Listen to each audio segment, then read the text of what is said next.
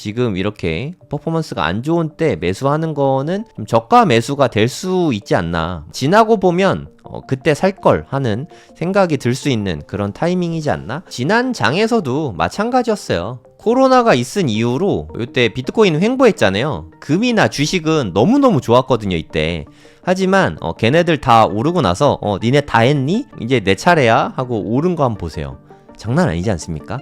우리 이런 거 기대하고 비트코인 사실 투자하는 거잖아요. 시작이 언제 되냐, 이게 문제지. 한번 시원하게 오르기 시작하면 정말 어마어마한 녀석이니까 믿고 기다리는 게 좋지 않을까요?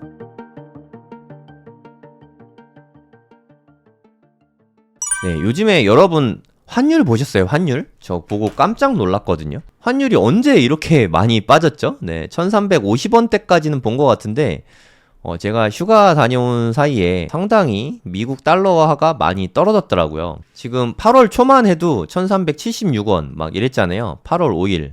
요때 검은 월요일인데 요때만 해도 1377원. 1300원보다는 1400원에 가까운 상태였는데 지금 계속해서 조금씩 빠지고 있어요. 이제 금리 인하에 대한, 미국에서 금리 인하 아무래도 먼저 할 테니까 금리 인하 기대감이 묻어나는 거 아닌가 하는 생각이 들거든요.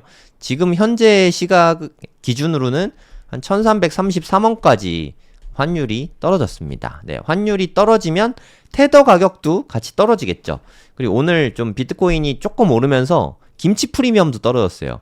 김프가 1%대로 떨어졌잖아요. 그래서 좀 깜짝 놀랐는데 테더 가격이 엄청 빠졌습니다. 빗썸 가격으로 이렇게 보시면 진짜 많이 빠졌죠. 네, 상당히 많이 빠졌습니다. 요때 4월 달에 10% 넘었을 때도 있거든요. 거의 뭐 테더 가격이 1600원까지 이렇게 치솟았었는데 그 뒤로는 뭐 오르락 내리락 하고 있죠. 요때 8월 5일 날 검은 금요일, 검은 월요일 막 이때 있잖아요. 8월 5일이 네, 저는 잊을 수 없는 날인데 네, 제가 손절을 가장 크게 한 날이라 해가지고 요때 보시면 되게 많이 빠졌죠. 요때 이후로. 그래서 지금은 뭐 테더 가격이 나쁘지 않은 것 같습니다. 물론 더 빠질 수 있습니다만 제 생각에 뭐 요 정도면 나쁘지 않은 가격이라고 생각합니다. 근데 뭐 1340원 뭐 요 정도 수준까지는 빠질 가능성이 있다고는 보지만 그래도 요 정도면 거의 뭐 바닥 근처잖아요. 물론 환율이 더 빠지면 더 빠질 수도 있긴 한데 뭐 환율을 제가 예측은 못 하겠더라고요. 환율은 너무너무 어려워서 뭐 다 예측 못 하긴 하지만 환율이 가장 어려운 것 같아요. 하지만 그런 걸 저런 걸 떠나서 김프가 지금 1%대니까 1%대 김프면 충분히 낮은 상태이지 않나? 환율도 1333원이면은 그래도 충분히 좀 낮은 상황이지 않나? 뭐 그런 생각이 듭니다. 환율이 끊임없이 뭐 이렇게 한도 끝도 없이 계속 내려가는 일은 잘 없더라고요. 어느 정도 내려가면 다시 오르고, 내려가면 오르고, 뭐 이러면서 좀 평균 회귀가 좀 잘 되는 것 같아요. 요즘에는 달러 가치가 좀 점차 우상향하고 있는 거 아닌가 하는 생각이 좀 들긴 하거든요. 이게 뭐 1980년대부터 나오는 달러 가격인데 IMF 때가 제일 높았죠. 네, 그다음 쭉 안정화가 됐는데 요때가 지금 생각하면 가장 낮았을 때예요. 뭐 금융위기 터지기 직전이죠. 1000원 미치였는데 900원대였습니다. 900원대. 이때가 달러가 가장 좀 쌀 때 아니었나 싶습니다. 그 이후로는 금융위기가 터지면서 진해가 잘못했는데 달러 가격이 오히려 치솟았죠. 그리고 최근에 2022년에 금리 인상 막 하면서 또 치솟았죠. 지금은 조금 안정세를 이루는데 잘 모르겠어요. 미국에 비해서 우리나라가 경제 성장률이 더 떨어져 있는 상태인데 미국이 경제 성장률이 더 좋잖아요. 이런 상태에서 달러화가 계속 떨어질 수 있을까? 그건 잘 모르겠습니다. 여러분들이 생각하면 될 것 같고 어찌됐든 비트코인이 달러 표시 자산이잖아요. 달러가 오른다고 생각했을 때 원화에 대한 일종의 해지 수단이라고 개인적으로는 생각을 합니다. 이게 우리나라만의 현상은 아닙니다. 지금 최근에 달러 가격이 떨어지고 있잖아요. 보시면 꽤 가파르게 떨어지고 있죠. 이게 달러 인덱스가 떨어지고 있어서 그래요. 보시면 달러 인덱스가 상당히 많이 떨어졌죠. 거의 100 가까이 떨어졌었습니다. 대략 한 104 정도를 유지했거든요. 많이 심하게 높을 때는 114였던 때도 있긴 한데 지금은 좀 달러 인덱스가 많이 내려와 있는 상태예요.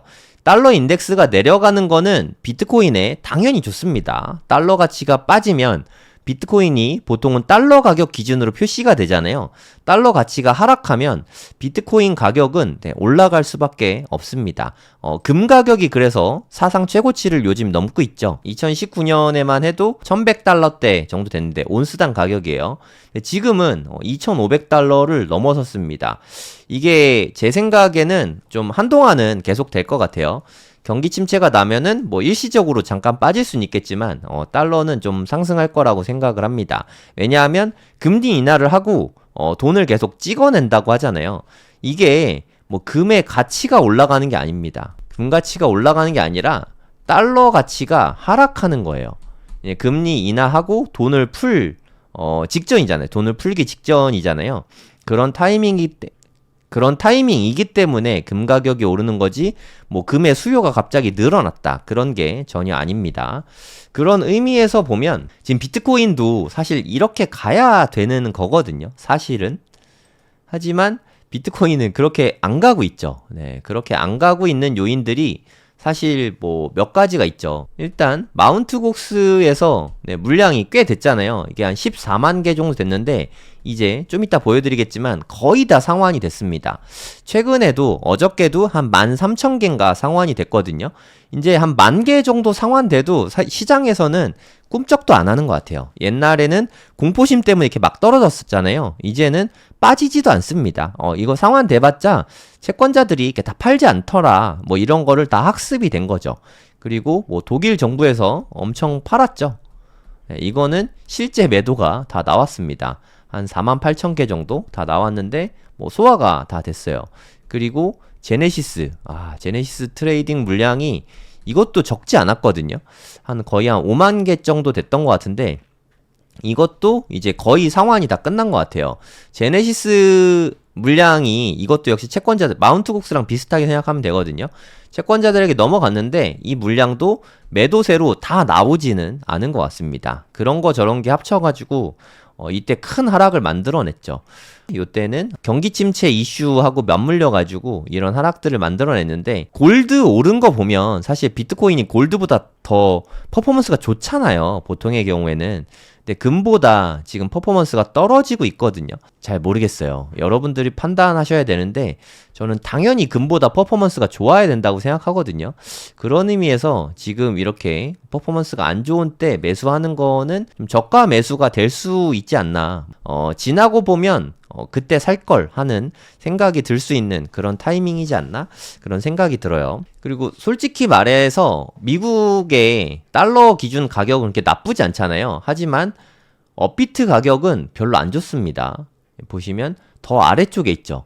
그 이유가 지금 테더 가격이 워낙에 싸서 그래요. 1356원이잖아요. 우리가 보통의 경우에 지난달까지만 해도 1410원 뭐 요 정도 됐거든요. 되게 많이 빠졌잖아요. 테더 가격이 얼마 정도? 한 50원 정도 빠졌죠. 테더 가격이 50원 빠졌다는 얘기는 한 3%가 그냥 훅 빠졌다는 얘기거든요. 그러면 비트코인 가격이 자기 가격을 유지만 하고 있어도 3% 하락이 나왔다는 얘기입니다. 그래서 업비트 가격 기준으로 봤을 때는 8,200만 원밖에 안 되고 있는 거죠, 지금은. 네. 그래서 업비트 가격으로 확인하면은 비트코인에 약간의 왜곡이 생길 수밖에 없어요. 테더 가격이 계속 바뀌니까. 그래서 달러 기준 가격으로 보는 습관을 좀 들이는 게 여러모로 좋긴 합니다. 물론 내 자산이 움직이는 건 원화 기준으로 보는 게 편하긴 한데 비트코인의 추세를 알아보고자 하면은 달러 기준 가격으로 보는 게 조금 더 정확하긴 합니다. 네, 재미 삼아서 좀 단기적인 관점을 좀 보면 여기를 찍고 얼마 안 빠지고 있거든요. 네, 보면은 15분 봉입니다. 15분 봉으로 봤을 때 RSI가 이때 좀 많이 높아졌죠. 그래서 과매도 구간에 있었잖아요. 그러면 한 번쯤은 더 오를 가능성이 있다고 생각이 들거든요. 하루 이틀 내에. 잭슨홀 연설 직전에 기대감 때문에 한번 이렇게 쭉 오를 수는 있을 것 같아요. 근데 이렇게 오른다고 해서 날아가냐? 그건 아닙니다. 네, 오른다고 해도 이게 그러면 RSI가 같이 높아지거든요. 고점을 이렇게 높이는 순간 RSI도 같이 높아질 거고, 고점은 높아졌지만 RSI는 좀 빠진 이런 상태가 나오면 조정이 나올 거예요. 조정이 나온 다음에 15분봉이니까 조정이 이때 나온다고 해서 뭐 저 밑으로 쳐박거나 하진 않거든요. 그러니까 약간의 조정은 나올 거란 말이죠. 그 다음에 좀 어떤 강력한 매수세가 좀 발생을 하면 그 다음에 크게 오를 수 있습니다.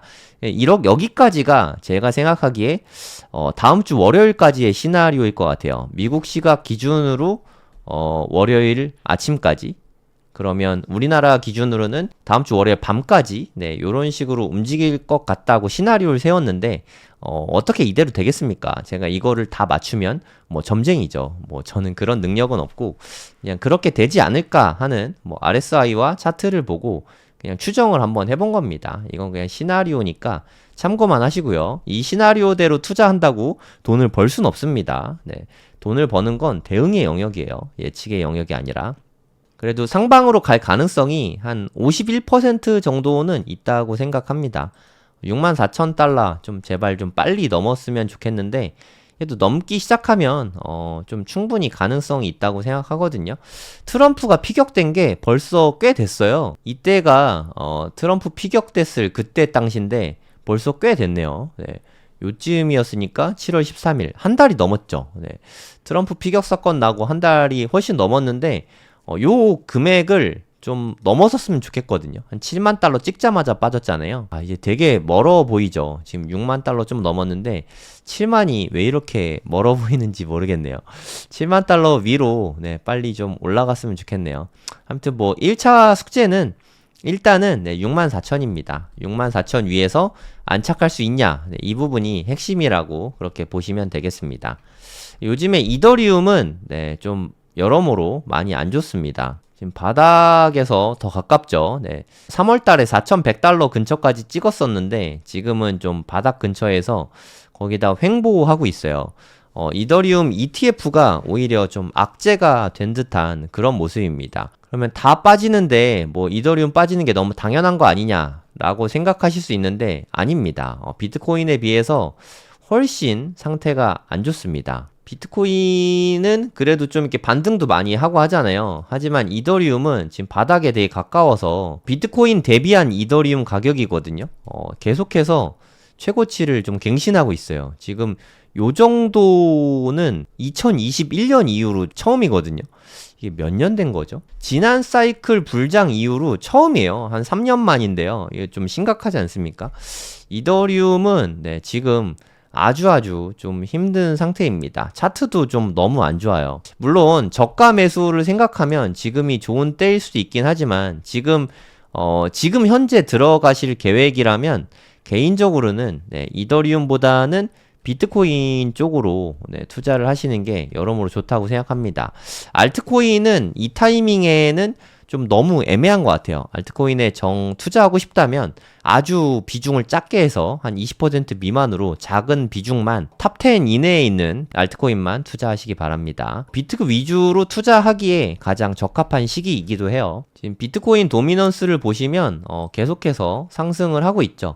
지금 뭐 거의 역대 최고 근처거든요. 2022년 한 중순부터 현재까지 계속해서 오르고 있어요. 계속해서 우상향하고 있죠. 큰 조정도 없어요. 네, 이게 무슨 뜻이냐면 비트코인 위주로만 돈이 몰리고 있다, 이런 뜻이에요. 그러니까 비트코인이 흐름이 이렇게 좋은데 굳이 암호화폐를 투자하는데 알트코인에 투자할 이유가 있을까요? 여러분 냉정하게 생각해 보세요. 네, 이런 상태에서 알트코인 투자하는 게 정말 맞는지 좀 고민을 해보시기 바랍니다. 물론 알트코인이 그동안 못 올랐으니까 그럼 더 오를 수 있는 거 아니냐, 맞긴 맞는데요. 한참 더 빠진 다음에 오를 수도 있잖아요. 그래서 알트코인은 비트코인이 한번 이렇게 뿅 쏜 다음에 최소한 금보다는 훨씬 더 잘 오르고 있다, 이런 느낌이 든 다음에는 그때는 60% 돌파할 것 같거든요. 도미넌스가. 그 다음에는 비트코인이 이제 빛을 받았으니까 이제 알트도 조금 투자해볼까 하는 건 괜찮은데 지금 이런 시점에 비트코인도 다소 허덕이고 있는 상태에서 알트코인에 투자한다, 좋은 전략은 아닌 것 같습니다. 물론 투자의 판단은 본인이 하는 건데 제가 봤을 때는 좋은 전략은 아닌 것 같아요. 요즘에 좀 일론 머스크 이야기가 좀 많이 나오고 있더라고요. 그러니까 JTBC 뉴스 보니까 만약에 트럼프가 당선이 되면은 일론 머스크가 좀 장관 같은 거 뭐 할 수도 있다. 일론 머스크가 맡겨만 주면 하겠다. 또 이 형님이 또 그런 성격이잖아요. 빼는 법이 없잖아요. 네, 그래서 맡겨만 주면 내가 하겠다. 이런 쪽으로 이야기를 하고 있어요. 뭐 어떻게 될지는 모르겠지만 일론 머스크가 혹시나 뭐 재무부 장관이나 뭐 과학기술부 장관 그런 게 있는지 모르겠지만 그런 걸 하게 되면 어떻게 될까요? 뭐 제 개인적으로는 좀 궁금하기도 합니다. 미국은 참 신기한 나라인 것 같아요. I'm willing to serve. 그러니까 기꺼이 봉사하겠다. 뭐 이렇게 이야기를 합니다. 트럼프가 당선만 되면. 다행히 트럼프 지지율이 다시 올라서 안도의 한숨을 내쉴 것 같아요. 해리스가 이런 상태에서 됐으면 큰일 났네 했을 것 같은데 다시 트럼프가 가능성이 좀 높아졌으니까 좀 안도하고 있지 않을까? 뭐 그런 생각이 듭니다.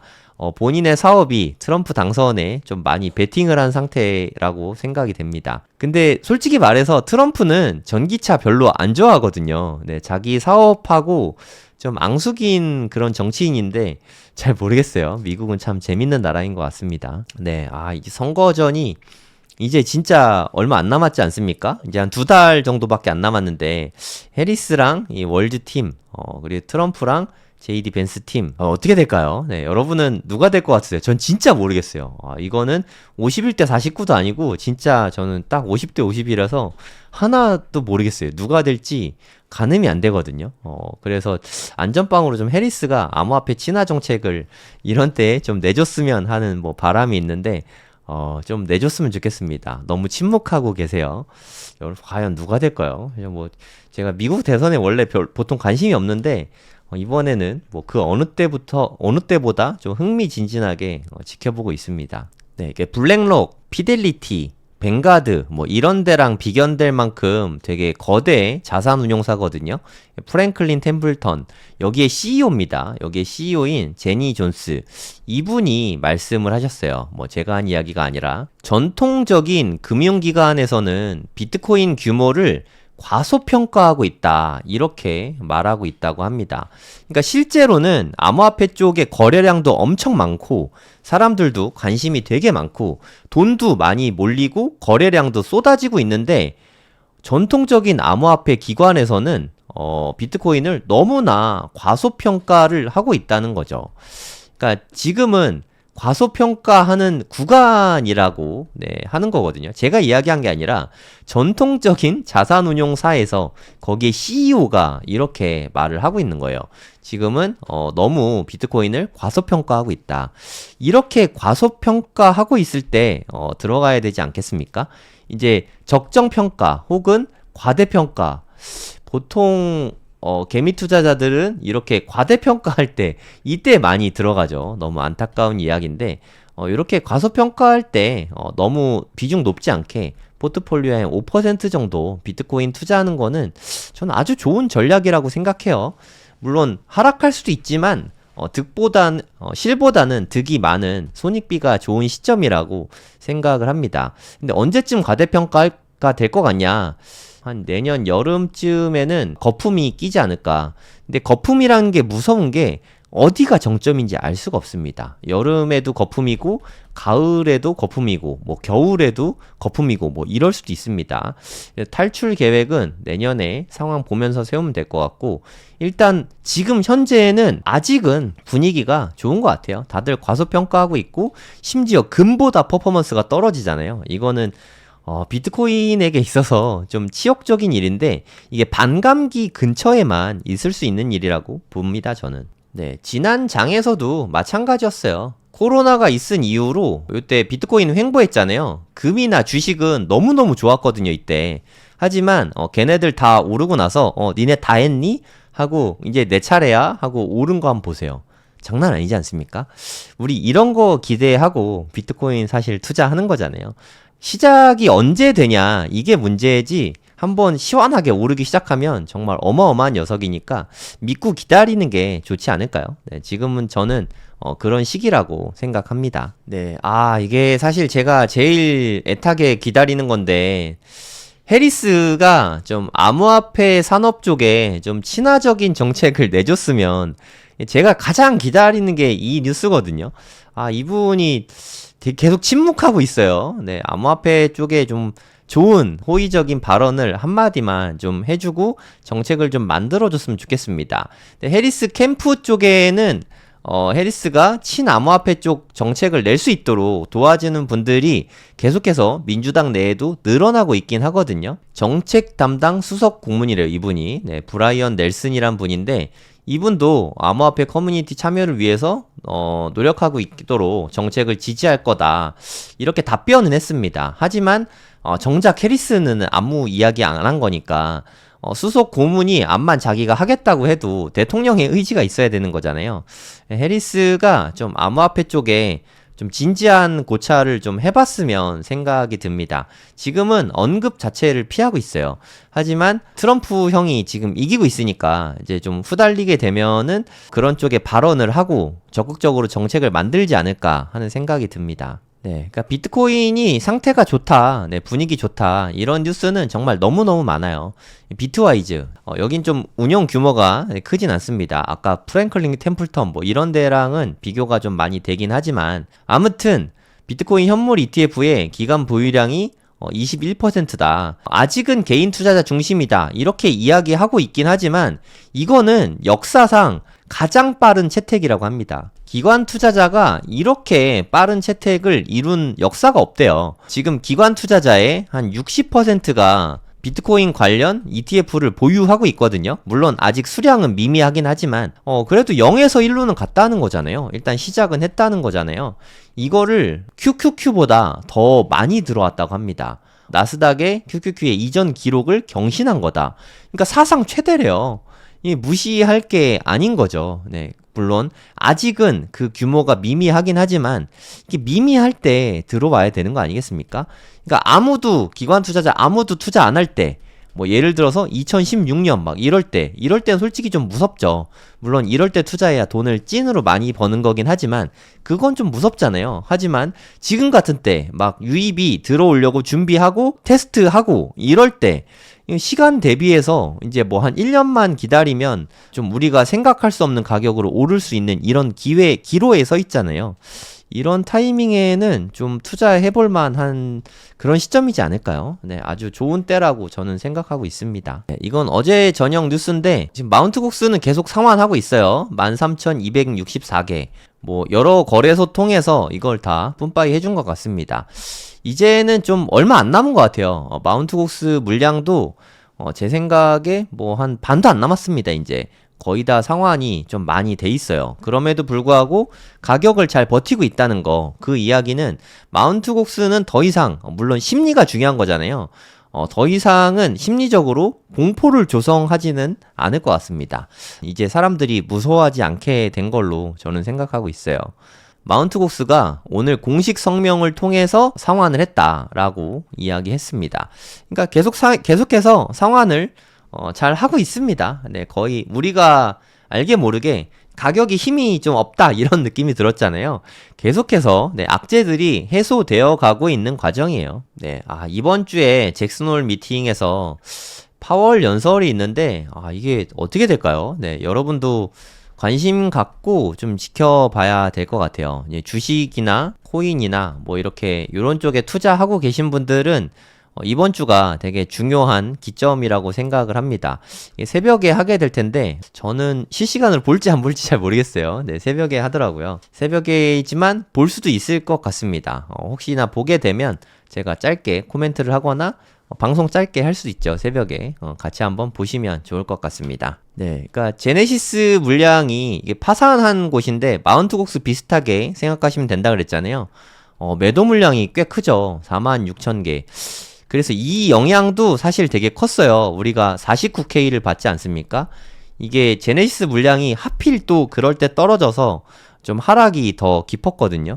요때 팔았어요. 이게 되게 제가 팔았다는 게 아니라 제네시스가. 그래서 이때 좀 크게 빠지고 제가 이때 트레이딩 하는 거에서 손절을 좀 했었는데 좀 속상합니다. 네, 이때 좀 손실이 좀 컸어요. 트레이딩은 좀 어려운 것 같아요. 네, 저도 지금 계속해서 공부 중이긴 한데 가장 쉽게 돈 버는 게 비트코인 현물 사서 장기 보유하는 게 가장 쉽게 돈 버는 방법인 것 같습니다. 방법은 쉽지만 실행하기는 되게 어렵죠. 실천하기는. 팔고 싶은 충동을 계속해서 느끼게 되니까. 네, 트레이딩 하시는 분들은 부디 손절 라인 짧게 잡고 가셔야 될 것 같아요.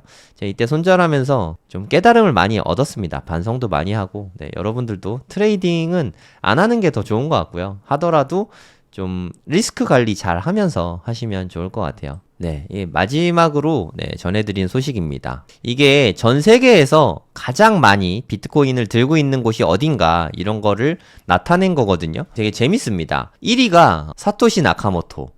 이게 110만 개예요. 엄청 많죠. 여기에 있는 물량이 혹시라도 이동을 하거나 팔아먹으면은 그거 진짜 난리 납니다. 네, 이거는 그냥 없는 물건이다, 없는 수량이다, 요렇게 보는 게 타당할 것 같아요. 이건 진짜 절대 움직이면 안 돼요.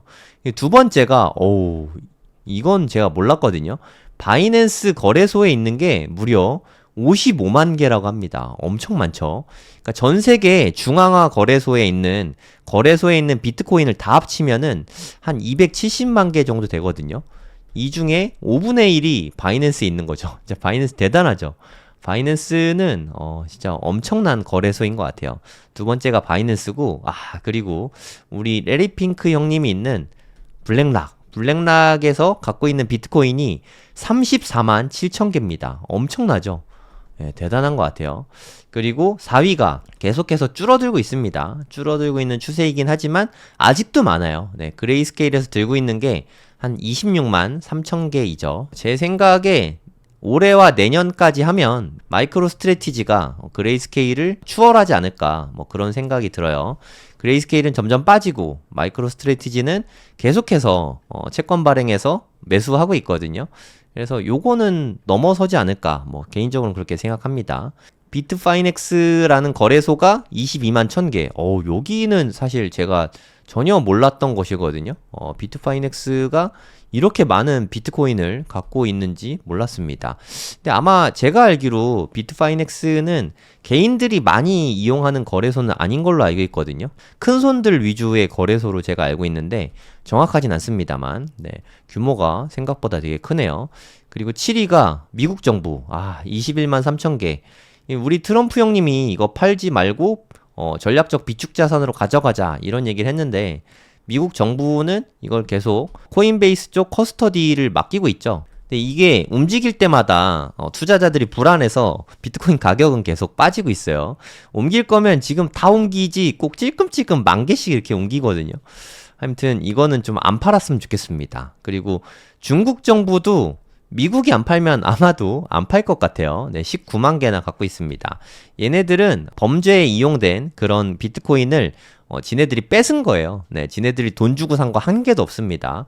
압수 물량이에요. 와, 진짜 정부가 좋은 것 같아요. 그냥 범죄 은닉 자산 딱 뺏어가지고 그 피해 본 사람한테 돌려줘야 될 것 같은데, 저는 제 생각엔.